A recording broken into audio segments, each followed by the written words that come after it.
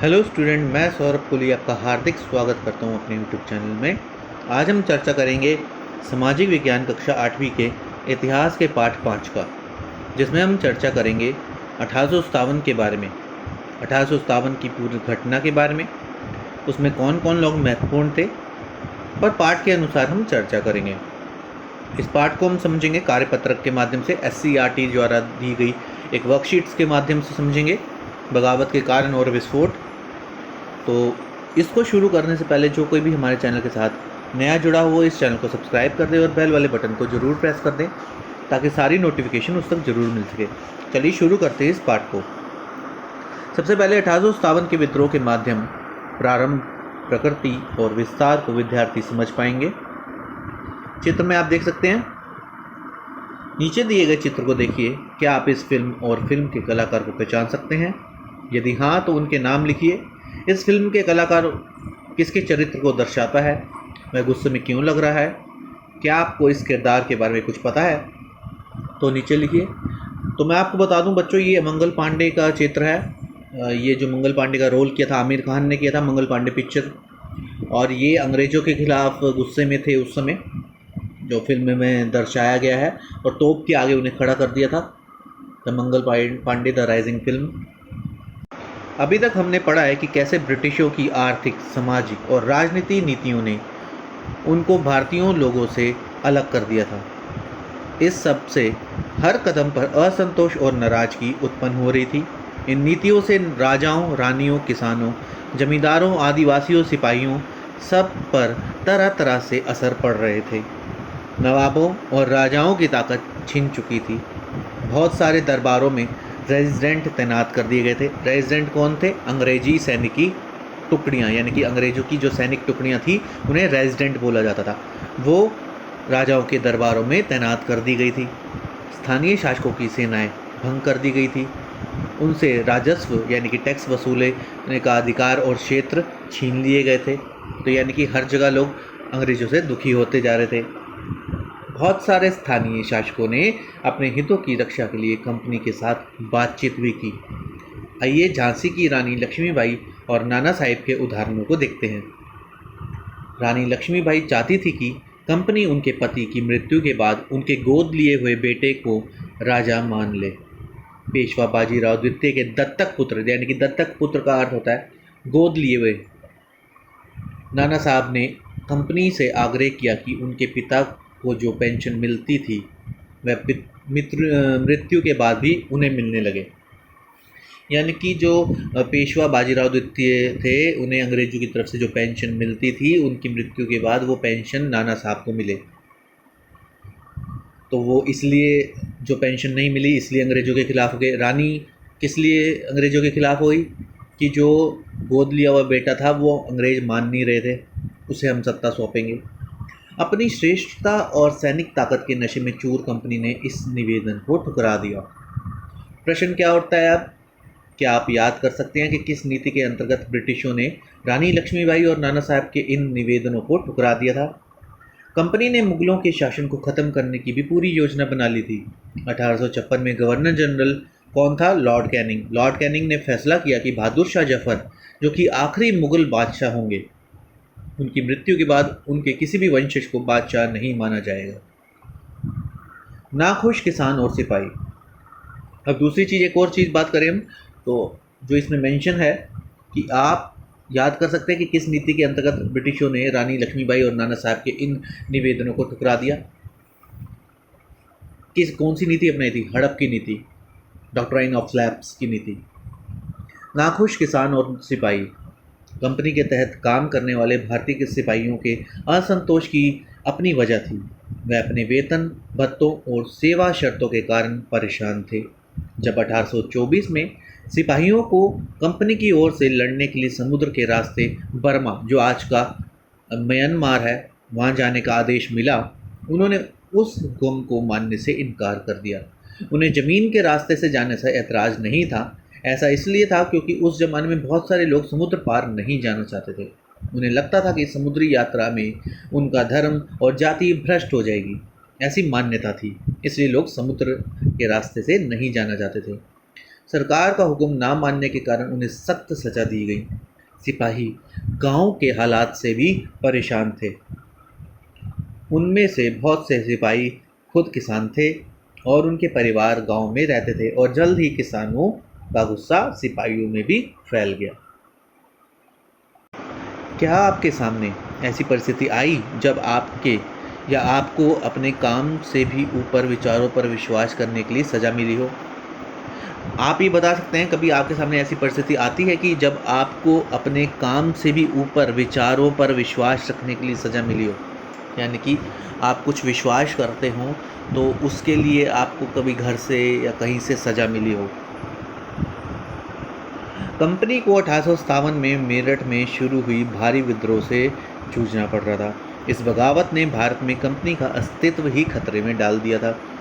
मेरठ से शुरू करके सिपाहियों ने कई जगह बगावत करी और समाज के विभिन्न तबकों के असंख्य लोग विद्रोही तेवरों के साथ उठ खड़े हुए। 29 मार्च 1857 को युवा सिपाही मंगल पांडे को बैरकपुर में अपने अफसरों पर हमला करने के आरोप में फांसी पर लटका दिया गया। वह पहला सिपाही था जिसने कई कारतूसों के साथ फौजी अभ्यास करने से मना कर दिया था। सिपाहियों को लगता था कि कारतूसों पर गाय और सूअर की चर्बी का लेप चढ़ाया गया था। कई भारतीयों को लगता था कि ब्रिटिशों ने जानबूझकर भारतीयों की भावना को ठेस पहुंचाने के लिए यह कदम उठाया था। 85 सिपाहियों को नौकरी से निकाल दिया गया। उन्हें अपने अफसरों का हुक्म ना मानने के आरोप में 10-10 साल की सज़ा दी गई। 10 मई को सिपाहियों ने मेरठ की जेल पर धावा बोलकर वहाँ बंद सिपाहियों को आज़ाद करा लिया। उन्होंने अंग्रेज अफसरों पर हमला करके उन्हें मार गिराया। मेरठ के सिपाही बंदूकों और हथियार समेत दिल्ली पहुंच गए। उन्होंने मुगल बादशाह बहादुर शाह जफर को अपना नेता घोषित कर दिया। अंग्रेजों को इन घटनाओं की उम्मीद नहीं थी। उन्हें लगता था कि कारतूस के मुद्दे पर पैदा हुए उथल पुथल कुछ समय में शांत हो जाएंगे, लेकिन जब बहादुर शाह जफर ने बगावत को अपना समर्थन दे दिया तब स्थिति रातों रात बदल गई। कल्पना कीजिए कि आप सन 1857 की क्रांति की बगावत करते हुए एक सिपाही हैं। अपने किसी मित्र को एक पत्र लिखते हुए अपने भाव व्यक्त करें कि आपको दिल्ली पहुंचकर कैसा लगा। अब ये आप देख सकते हैं, मंगल पांडे की स्मृति में जारी किए गए इस डाक टिकट को देखिए और नीचे दिए गए प्रश्नों के उत्तर लिखिए। डाक टिकट में दिखाए गए तोप और तलवार का क्या महत्व है? डाक टिकट में दिखाए गए तोप और तलवार का यह महत्व है कि यह आज़ादी की पहली लड़ाई थी जिसमें मंगल पांडे ने इसकी शुरुआत करी थी। कुछ व्यक्तियों की तस्वीरें हमारे देश की डाक टिकट पर क्यों बनाई जाती हैं? क्या आप अपनी तस्वीर भारत के डाक टिकट पर देखना चाहेंगे? आपको क्या लगता है उसके लिए आपको क्या करना होगा? अपने विचार साझा कीजिए। देखो, कुछ व्यक्तियों की जो तस्वीर होती है डाक टिकट पर, वो तभी होती है जब वो किसी महान कार्य में सम्मिलित होते हैं। अगर आप भी अपनी तस्वीर भारत के डाक टिकट पर देखना चाहते हैं तो ऐसे ही महान कार्य आप करें जिससे देश का नाम रोशन हो, देश के लिए आपने कुछ किया हो, तो ज़रूर आपकी तस्वीर भी भारत के डाक टिकट पर देखने को मिल जाएगी। मैं कौन हूँ? मैंने एनफील्ड राइफल और चर्बी वाले कारतूसों के खिलाफ सबसे पहले बगावत की थी। मैं कौन हूँ? यानी कि मंगल पांडे। दूसरा है, मुझे 1857 की बगावत का नेता घोषित किया गया था। कौन कह रहा है ये? बहादुर शाह जफर। तीसरा प्रश्न, सिपाही कंपनी से नाखुश क्यों थे? कोई 2 उदाहरण बताइए या 2 कारण बताइए। सिपाही कंपनी से नाखुश इसलिए थे क्योंकि कंपनी सिपाहियों का धर्म भ्रष्ट कर रही थी और मनमाने तौर पर उनसे काम वसूलती थी और अंग्रेज सैनिक और भारतीय सैनिकों के साथ भेदभाव करती थी। और भी कारण आप लिख सकते हैं।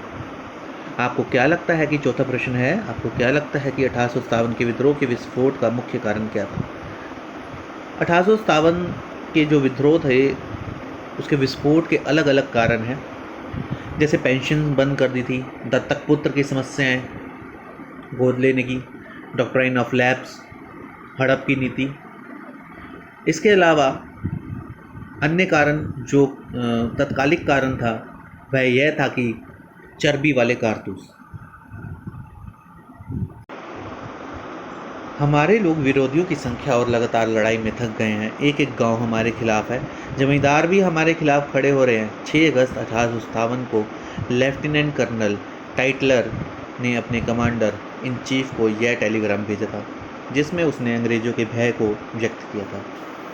अंग्रेज़ों ने ये टेलीग्राम, यानी कि एक अंग्रेज़ अधिकारी ने ये टेलीग्राम अपने दूसरे अधिकारियों को भेजा और बताया कि हमारे जो विरोधी हैं वो बढ़ते जा रहे हैं, उनकी ताकत बढ़ती जा रही है, तो जल्दी ही कुछ करना पड़ेगा। सिपाहियों ने देश के अलग अलग कोनों में विद्रोह कर दिया और वह दिल्ली, कानपुर और लखनऊ जैसे मुख्य बिंदुओं पर दूसरी टुकड़ियों के साथ देने को निकल पड़े। उनकी तो देखी कस्बों और गांव के लोग भी बगावत के रास्ते पर चलने लगे। लोग स्थानीय नेताओं, जमींदारों और मुखिया के पीछे संगठित हो गए। यह लोग अपनी सत्ता स्थापित करने और अंग्रेज़ों से लोहा लेने को तैयार थे। कुछ लोकप्रिय नेता इस प्रकार थे। अब आपके सामने कुछ लोकप्रिय नेता हैं। वो किस एरिया से थे? नाना साहब जो थे वो कानपुर से थे। कानपुर का जो विद्रोह था वो इन्होंने संभाला था। बेगम हजरत महल लखनऊ से, रानी लक्ष्मीबाई झांसी, तात्या टोपे ग्वालियर, रानी अवंतीबाई लोधी मध्य प्रदेश, बख्त खां बगावत का मुख्य नेता दिल्ली से, वीर कुंवर सिंह बिहार से। बहुत जल्द कंपनी ने दिल्ली पर फिर से कब्जा कर लिया, लेकिन विद्रोह खत्म नहीं हुआ और लोग अंग्रेज़ों से टक्कर लेते रहे। अंतिम मुगल सम्राट बहादुर शाह जफर पर मुकदमा चलाया गया। उन्हें और उनकी पत्नी को अक्टूबर 1858 में रंगून जेल में भेज दिया गया। इसी जेल में नवंबर 1862 में बहादुर शाह जफर ने अंतिम सांस ली। मार्च 1858 में लखनऊ अंग्रेज़ों के कब्जे में चला गया। जून 1858 में रानी लक्ष्मीबाई की हार हुई और उन्हें मार दिया गया। तात्या टोपे को पकड़ लिया गया और अप्रैल 1859 में मार दिया गया। अंग्रेज़ों ने भी लोगों का विश्वास जीतने के लिए हर संभव प्रयास किया। उन्होंने वफादार भूस्वामियों के लिए इनामों का ऐलान कर दिया। उन्हें आश्वासन दिया कि उनकी ज़मीन पर उनके उपरांत परंपरागत अधिकार बने रहेंगे। अंग्रेज़ों ने 1859 के आखिर तक देश पर दोबारा नियंत्रण पा लिया, लेकिन उन्होंने अपनी नीतियों में कुछ अहम बदलाव किए। वो इस प्रकार थे। ईस्ट इंडिया कंपनी के सारे अधिकार ब्रिटिश साम्राज्य के हाथ में सौंप दिए गए। भारत के गवर्नर जनरल को वायसराय का ओहदा दे दिया गया। पहले 1857 से पहले वायसराय नहीं होते थे। उससे पहले जो गवर्नर जनरल होते थे उनको एक वायसराय का नाम दे दिया गया। इस प्रकार उसे इंग्लैंड की रानी का निजी प्रतिनिधित्व घोषित कर दिया गया। सेना में भारतीय सिपाहियों का अनुपात कम करने और विरोधी स्वरों की संख्या बढ़ाने का फैसला लिया गया। देश के सभी शासकों को भरोसा दिया गया कि भविष्य में कभी भी उनके क्षेत्र पर कब्जा नहीं किया जाएगा, पर उन्हें ब्रिटेन की रानी को अपना अधिपति स्वीकार करना होगा। मुसलमानों की ज़मीन और संपत्ति बड़े पैमाने पर जब्त की गई। अंग्रेज़ों को लगता था कि यह विद्रोह उन्हीं की वजह से शुरू हुआ। अंग्रेज़ों ने फैसला लिया कि वह भारत के लोगों के धर्म और सामाजिक रीति रिवाजों का सम्मान करेंगे। आप देखिए, ये जो जगह दिखाई जा रही है इसमें वो मुख्य जगहें थी जहाँ पर 1857 का विद्रोह हुआ था। विद्रोह के मुख्य केंद्र जो रेड निशान लगे ना, मेरठ, दिल्ली, बरेली, लखनऊ, कानपुर, फैज़ाबाद, झांसी। अब मानचित्र अध्ययन हमने देखा। ऊपर दिए गए मानचित्र को देखिए और बगावत के मुख्य केंद्र का नाम लिखिए, जैसे दिल्ली, आपका लखनऊ, कानपुर, झांसी, इन सब जैसे अलग अलग जगहों का नाम लिखिए। मुख्य प्रश्न, मानचित्र को देखते हुए आप कह सकते हैं कि बगावत पूरे भारत में फैली थी। भारत के कौन से हिस्से में बगावत का ज़्यादा असर नहीं पड़ा था? दक्षिण भारत में बगावत का ज़्यादा असर नहीं पड़ा था। और पंजाब का इलाका, वह स्थान जहाँ से बगावत शुरू हुई थी, बैरकपुर। मेरठ के सिपाही दिल्ली तक यात्रा की। बहादुर शाह जफर कौन थे? आखिरी मुगल शासक। झांसी की रानी लक्ष्मीबाई और मेरठ के सिपाही बैरकपुर, वहाँ स्थान जहाँ से बगावत शुरू हुई थी, आखिरी मुगल शासक के वहाँ से। क्या हम 1857 की क्रांति को सिपाही विद्रोह कह सकते हैं? अपने जवाब के हित में कार्यपत्रक से उचित पंक्तियाँ ढूंढ कर लिखें। हाँ, हम कह सकते हैं कि 1857 की क्रांति सिपाही विद्रोह भी हो सकती है, क्योंकि इसका कारण है, क्योंकि जो ये बगावत थी, तत्कालिक कारण जो था इसका, वो चर्बी वाले कारतूस था। सिपाहियों को दूसरे देश भी जाने से, समुद्र पार की यात्राओं से भय लगता था, तो सिपाहियों के अंदर असंतोष फैलता जा रहा था, जिसके कारण हम सिपाही विद्रोह भी इसको बोल सकते हैं। 1857 की क्रांति की वजह से ब्रिटिशों ने अपनी नीतियां बदल दी। आपको क्या लगता है उन्होंने ऐसा क्यों किया होगा? उनके द्वारा किए गए 3 बदलाव लिखिए। 1857 की क्रांति की वजह से ब्रिटिशों ने अपनी नीतियां इसलिए बदल दी ताकि आगे इस तरह का विद्रोह हमें ना देखने को मिले। उन्होंने ऐसा इसलिए किया, और 3 बदलाव कौन कौन से किए? पहले तो गवर्नर जनरल की जगह वॉयसराय का पद कर दिया। दूसरा, अब जो वॉयसराय है वो किसका प्रतिनिधित्व करेगा? ब्रिटेन की महारानी का। तीसरा, उन्होंने ये क्या बदलाव किया? जो हिंदुस्तानी थे उनको सेना में कम भर्ती किया, अनुपात में कम भर्ती किया। आपको ऐसा क्यों लगता है कि ब्रिटिश सरकार ने भारत का पूर्ण रूप से प्रशासनिक नियंत्रण कंपनी से अपने हाथों में ले लिया था? वो ताकि कोई भी इस तरह का विद्रोह दोबारा ना हो सके। तो ये था पूरा चैप्टर। आपको कैसा लगा कमेंट बॉक्स में ज़रूर बताइए, शेयर करिए, लाइक करिए और चैप्टर को अच्छे से समझकर अपने दोस्तों के साथ शेयर कीजिए। धन्यवाद।